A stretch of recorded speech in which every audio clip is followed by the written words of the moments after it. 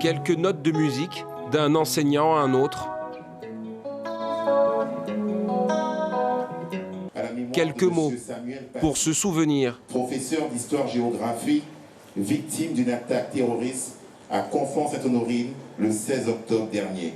Puis le silence.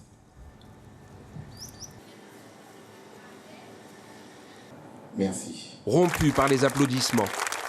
Tel fut l'hommage rendu à Samuel Paty dans l'enceinte du rectorat. Son assassinat, un acte terroriste, a choqué l'opinion. En tant qu'ancien enseignant et ancien chef d'établissement, j'ai vécu ça avec une profonde tristesse parce que je me dis que ce n'est pas normal que des personnes puissent passer comme ça de vie à trépas simplement parce qu'ils ont voulu être dans l'exercice de leurs fonctions. Les enseignants, les personnels d'encadrement nous disent à quel point le métier devient de plus en plus difficile. Jusque-là préservée des actes terroristes, la communauté éducative de Guyane constate tout de même que l'école n'est plus un temple inviolable.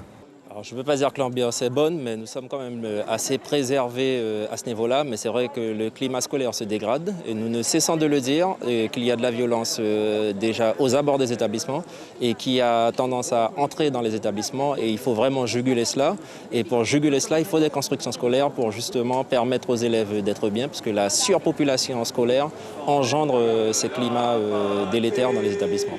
Hommage national rendu à Samuel Paty, dont la mort a plongé une partie de la population dans le chagrin et l'incompréhension.